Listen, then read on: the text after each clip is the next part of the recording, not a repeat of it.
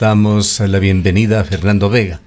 Él fue asambleísta constituyente, es un activista medioambiental, es parte también de la Comisión Ciudadana Anticorrupción, un hombre cívico muy activo en nuestra ciudad. Le damos la bienvenida a Fernando y quisiera iniciar este diálogo preguntándole las reflexiones que le ha generado ya al conocer los nombres, la lista de precandidatos para manejar el futuro de Cuenca y el futuro de la SUAY.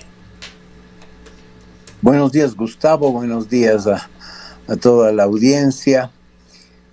Bueno, primero, desde un paneo nacional, me parece que estas elecciones están marcadas me parece que por tres líneas fundamentales, ¿no es cierto? Una es un clima de incertidumbre, apatía social, ¿no es cierto?, cansada de más de lo mismo de siempre y cada vez peor, diría yo, ¿no? En segundo lugar, el tema de la devaluación de los propios partidos políticos que llegan en este momento a una situación ya más que de liquidación, yo diría, una serie de retazos, ¿no? Y por otro lado también podemos decir el deterioro del sistema democrático de elecciones fuertemente dañado y intervenido, podemos decir, por el gobierno central, por las injerencias del Ejecutivo y las pésimas acciones de la institución electoral, ¿no? Entonces me parece que esas tres grandes crisis que convergen en este momento político-electoral están también presentes en el ASUAY, por supuesto, con sus propias características y van a estar presentes en todas las elecciones seccionales que va a vivir el Ecuador en los próximos meses, el próximo 2 meses, pues, ¿no? Entonces, respecto de lo que pasa en el ASUAY, el reflejo está ahí también, ¿no? Respecto de la situación de la ciudadanía, pues, claro, de los candidatos primero, ¿no? Los candidatos podemos decir tres rubros de candidatos, son primero los ya conocidos como 3 exalcaldes que tercian en la lista electoral, están prefectos y exprefectos que tratan de llegar a la alcaldía, y luego están algunos noveles, diríamos, o si quiere, pues nombres nuevos, que han estado la mayoría circundando pues la institución municipal de estos tiempos. Por lo que respecta a la prefectura, la mayoría de los aspirantes son nuevos, aunque algunos rostros y personalidades con alguna trayectoria política partidista, y sí, gente nueva, vinculada obviamente a los distintos emprendimientos políticos, ¿no? Ya aterrizando en lo que usted me pregunta, he estado escuchando la entrevista que acaban de hacer ustedes. Me parece que esa entrevista y los contenidos de la entrevista y lo que se puso de manifiesto por el candidato entrevistado es una pieza hermosísima para hacer una investigación sociológica y política de lo que es el ASUAY en este momento, ¿no? Me parece que es una muestra un botón, como se dice, ¿no? De lo complicadas que están las cosas, viene todo una pugna de candidatos. Ya se ha visto, por más que se intentan defender fidelidades, ideologías y otras cosas, en definitiva lo que prima es pues eso, el acceder a un puesto público de elección popular, pues para llevar adelante proyectos personales, revanchas políticas, hasta expresiones de lo que es podemos decir, la comidilla de las peleas, de las, de los impases y problemas entre autoridades y funcionarios, etc. Todo una política muy mediada, como vemos en todos los lados, por los temas legales, ¿no? Entonces, me parece a mí que sí, pues hasta ahí podemos decir una aproximación general. Déjeme ponerle un añadido a esa pregunta. Le había pedido sus reflexiones, lo ha hecho y habrá mucho más que reflexionar sobre los candidatos, sobre todo ya conociendo sus planes, sus proyectos. Pero hablemos sobre esas reacciones iniciales, esos sentimientos primarios que se generan. ¿Qué siente usted con esta lista de candidatos? ¿Fe, esperanza, preocupación, decepción? Bueno, es tan difícil. Bueno, es esa perplejidad, ¿no? Podemos decir, antes se usaba una palabra muy, muy, muy antigua, hoy día quizá ya no se usa tanto, es decir, estar pasmado, ¿no? Creo que podemos estar pasmados de lo que sucede en la política, ¿no? Es esa situación de incertidumbre, de no saber qué pensar, de qué se... Bueno, porque hay, digamos, qué sé yo, hay personas hacia las que uno se inclina porque le conoces un poco más, otras porque, qué sé yo, pero así tener una idea clara, si yo que de alguna manera tengo una larga vida de observador, quizá en los últimos años sobre todo, pues no tengo nada claro, nada, y por lo mismo poca esperanza de que esto se solucione a mediano o largo plazo. Yo creo que la crisis que vive no solo el Ecuador, sino el mundo entero, no se solucionará sino en las próximas generaciones, cuando la situación que estamos viviendo ahora pues se deteriore más todavía, ¿no? Es de desear que ojalá pues quien llegue a la prefectura y a la alcaldía pues sí, yo diríamos, hagan por lo menos una administración modesta, ¿no? Una administración modesta, complicada en este momento, cualquiera que gane, porque sabemos que, por ejemplo, obviamente si gana un partidario del gobierno, va a haber una buena relación con el gobierno del poder local. Si no gana, va a ser castigada las provincias que tengan autoridades que no sean de la línea del gobierno, van a ser castigados, y es decir, va a ser castigada la ciudadanía por eso, ¿no?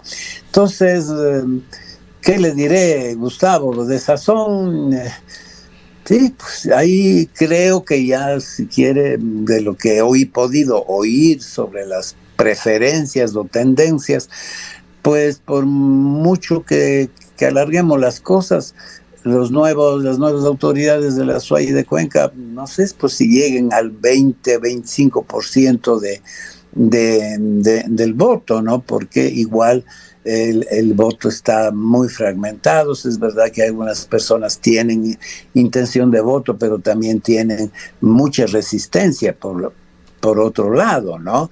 Hay gente que dice que vuelvan los viejos, las viejas figuras, otros que no, que hacen estos cromos repetidos, que vengan jóvenes, en fin. Bueno, es curioso, ¿no?, que todos los alcaldes de Cuenca, los candidatos sean todos varones, no hay ni una mujer.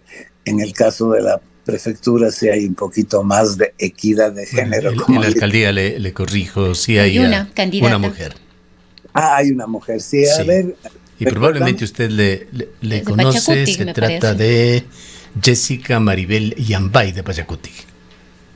Bueno, mi memoria, como yo suelo decir, tengo ya una pérdida de memoria permanente, parcial a largo plazo, ¿no?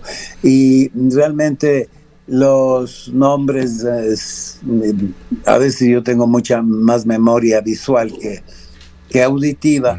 No tengo, es decir, no tengo en mente los rostros y los conocimientos de todo, porque son tantos los candidatos, ¿no?, que uno no tiene la posibilidad de conocer. Ese es uno de los problemas. Además, ¿cuántos son 9 días de campaña? Para conocer a 9 candidatos, no hay ni tiempo de entrevistarlos, ¿no? ¿Qué tiempo van a tener sus candidatos para exponer sus programas políticos, etcétera? No es realmente eso que decía de la crisis total del sistema electoral propiciado, como digo, por esta especie de conchaveo entre el gobierno central para limpiar el terreno. Todavía queda por calificar ahí se hará la última limpieza de los candidatos que no son del gusto del gobierno, ¿no? Ahora, Fernando, en este mismo contexto y ante la preocupación de, como usted dice, una campaña sumamente corta, ni siquiera el tiempo suficiente para entrevistar y poder conversar con todos los candidatos, ¿cómo ve usted nuevamente en este nuevo proceso electoral la respuesta ciudadana? Poco se responsabiliza el ciudadano común de revisar los planes de trabajo, de verificar los antecedentes. ¿Considera usted que la polarización en esta coyuntura, en este momento político, va a sostenerse? Correísmo, novoísmo, hay la posibilidad de esta tercera vía. ¿Cómo ve usted? Bueno, yo creo que esa polarización va a ser el telón de fondo, sobre todo en aquellos cantones grandes donde al gobierno le interesa de manera particular, digamos, aprovechar la polarización. De igual manera del lado de aquella alianza en la que ha ido a recalar la Revolución Ciudadana. Pero me temo que, más allá de eso, fíjese, en la entrevista que observamos, pues hay una serie de micropolarizaciones muy, muy enardecidas también entre los aspirantes locales, ¿no? Claro, y esto, Fernando, pasa por un tema que es fundamental, que yendo a la pregunta de Rosana de la ciudadanía, que viene también por las deficiencias ciudadanas. ¿Por qué Cuenca no tiene un plan estratégico actualizado? Me parece que hace 20 o 30 años se lo elaboró y ha quedado allí. ¿Por qué el Azuay no tiene un plan estratégico provincial, viviendo la realidad que vivimos? ¿No es esto una de las graves falencias que estamos enfrentando en estas elecciones y que deberíamos hacer el esfuerzo para ir construyendo en forma conjunta, al margen del candidato o candidatos que vayan a ganar, construir una sólida agenda de ciudad con los temas de fondo, con temas irrenunciables para Cuenca y para la provincia de La Azuay? Sí, esa es una falencia enorme creo que en este momento de toda la propuesta política. Son propuestas políticas a cortísimo plazo, ni siquiera a mediano plazo, ¿no? Y se patean para el futuro los grandes temas a nivel nacional. Usted, no tenemos planes actualizados energéticos que son tan fundamentales, ¿no? No tenemos planes. Voy a poner una situación. Estamos preparados para el fenómeno del Niño. Muy bien, ya tenemos los famosos, ¿cómo se llaman? Los planes de contingencia. Sin embargo, ocurre, como ejemplo, un incendio en Riobamba, en un edificio patrimonial, y llegan los bomberos sin agua. Reiteradamente vemos que se queman miles de hectáreas y no tenemos una política para crear estaciones de bomberos rurales cercanos a los lugares de quema. En el tremendo incendio de Loja están 15 bomberos, ¿no? Entonces, dejamos, o sea, no tenemos conciencia de qué es estar preparado para... ¿Cómo no podemos tener conciencia cuando en el 2024 vivimos una tragedia de esa magnitud? Así es, no estamos asustados, pero ¿qué se ha hecho? Yo recuerdo cuando yo trabajé en NABOB, yo había hecho un estudio sobre precisamente la contingencia de los incendios, y vi los tiempos de respuesta de los bomberos de Cuenca, ya, etcétera, etcétera. La única posibilidad era tener un campamento bomberil que además durante el año se dedique a la reforestación, se dedique a mantener cortafuegos, se dedique a la educación socioambiental, en fin, que haga una vigilancia permanente, ¿no? Y eso debía estar cerca del lugar donde hay bosques para estar en el momento oportuno, en el tiempo oportuno. Eso es prevención, porque si no, nos pasamos la vida apagando incendios cuando se nos ha ido de las manos. Y en el tema de planificación pasa lo mismo. En la planificación urbana, el crecimiento poblacional y la construcción de una ciudad ya que camina a ser una ciudad mediana, grande, como es Cuenca, es como un incendio. Se va expandiendo sin control, sin ninguna planificación, y luego es mucho más difícil resolver los problemas. Por ejemplo, en el tema vial elemental, Cuenca, que además tiene esta característica por los ríos, ¿no? Que tiene una geografía radial, ¿no? Que todo converge hacia el centro de Cuenca y todo tiene que pasar por el centro de Cuenca, en vez de hacer un desarrollo armónico que vaya más allá de la zona propiamente urbana hacia sus parroquias, etcétera, donde lo primero que hay que garantizar es la movilidad. Fíjese usted cómo es. Vamos a ponerle fotografías, Fernando, que lo recibimos el día de ayer, de lo que pasa en el kilómetro 50, lo que pasaba ayer y debe estar pasando idéntico en estas horas, hoy miércoles, en el kilómetro 50 de la Cuenca Girón Pasaje, que son imágenes que deben llevarnos a la reflexión, que realmente nos llevan a la única conclusión posible de que el problema vial de Cuenca, del Azuay, del austro del país, ha tocado fondo. Peor no pueden ser las cosas. Un solo carril, absolutamente descontrolado, sin autoridad que pueda en forma efectiva desviar al tráfico pesado, como un cuello de botella que conecta, si se puede llamar así, la provincia del Azuay con la provincia del Oro, el importante Valle de Yunguilla, las provincias orientales. ¿Cómo hemos llegado a este punto? ¿Y qué es lo que escuchamos? ¿Qué es lo que reemplaza a esos planes de largo plazo, esos estudios estratégicos que debería tener Cuenca y el Azuay? Declaraciones muy ligeras del ministro Luque mientras entrega un ferrocarril, de que tras los desniveles, un desnivel va tomando ya 2 años, vienen otros 2, sumemos 4 años más, es decir, tras los desniveles dentro de 6 años, vendrá el arreglo del Atarque y Girón Pasaje, aunque se dice que está ya en estudios, y luego, dice el ministro, vendrá el ingreso sur. Esos son los planes de desarrollo y cómo lo tratamos y cómo toleramos los cuencanos. Bueno, fíjese usted que cada gobierno se suele amparar en sus competencias y no quiere conversar con los otros niveles que tienen competencias. Es decir, ¿cómo puede planificarse el Azuay ya, no solo Cuenca, sino el Azuay y Cuenca en términos de vialidad, ¿no? Ahí, como usted señala, un cuello de botella fundamental. Fíjese, la guerra de Hormuz ha demostrado que los cuellos de botella en la movilidad humana para el comercio, tránsito de personas, mercancías, etcétera, son vitales. Tanto es así que el señor Trump, en su locura, quiere declarar el estrecho de Hormuz como territorio estadounidense. Si fuera, voy a hacer un chiste de mal gusto, si fuera estratégico para los Estados Unidos la carretera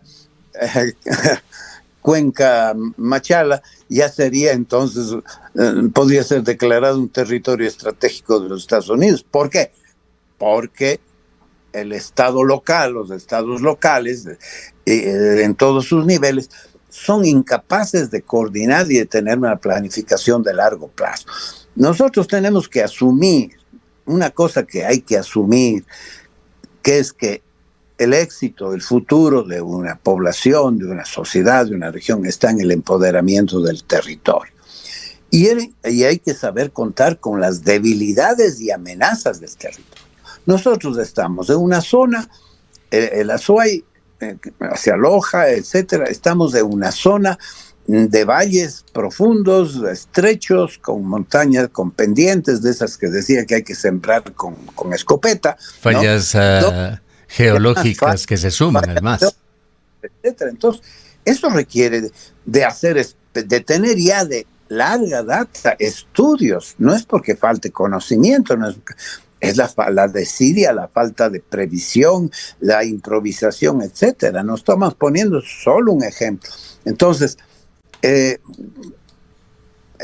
alcalde y el prefecto van a coordinar, sean de los partidos, para exigir y demandar, y así como en el Quinto Río, fíjese usted también las versiones que hay sobre el Quinto Río, cómo se han politizado y cómo se desvaloriza la lucha de Cuenca por un propio candidato alcalde. La visión maniqueísta, ¿no? Ahora ya ni siquiera son los correístas contra los no boys, sino los otros ellos son los malos, nosotros somos los buenos, es decir, ya no hay ni siquiera membrete ideológico, político, ¿no? Entonces, me parece a mí que son esos los grandes temas, ¿no? La planificación del territorio, su accesibilidad, etcétera, el ordenamiento territorial, y junto con eso el cuidado de obviamente, en primer plano siempre el cuidado de los recursos naturales, sobre todo el agua, ¿no? Que es nuestra vida. Pues, sin agua en Cuenca y sus cantones no hay vida, simplemente, ¿no?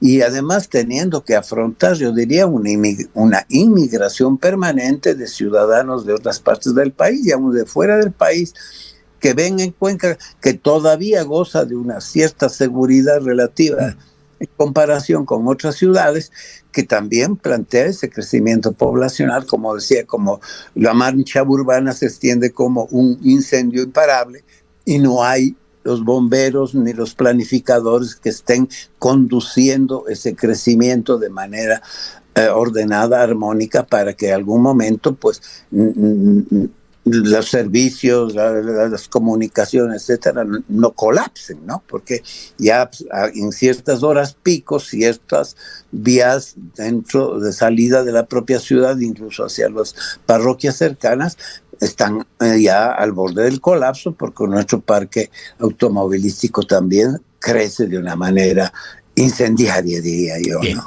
El tiempo se nos agota, Fernando. Quizá vale la pena una reflexión justamente sobre los ciudadanos, unos expectantes, otros más preocupados de las urgencias cotidianas, de lo más básico en este país con tantos problemas, con tantas desigualdades. Le invito a hacer una reflexión final sobre este marco de democracia imperfecta en el cual tendremos que acudir el 29 de noviembre, pero que de alguna manera los ciudadanos con su voto algo aportarán a las decisiones que se tomen. Yo ayer comentaba con un amigo entrañable, usted lo conoce, sobre en otras elecciones, ciertos grupos desde la izquierda y tal han apelado al voto nulo, ¿verdad?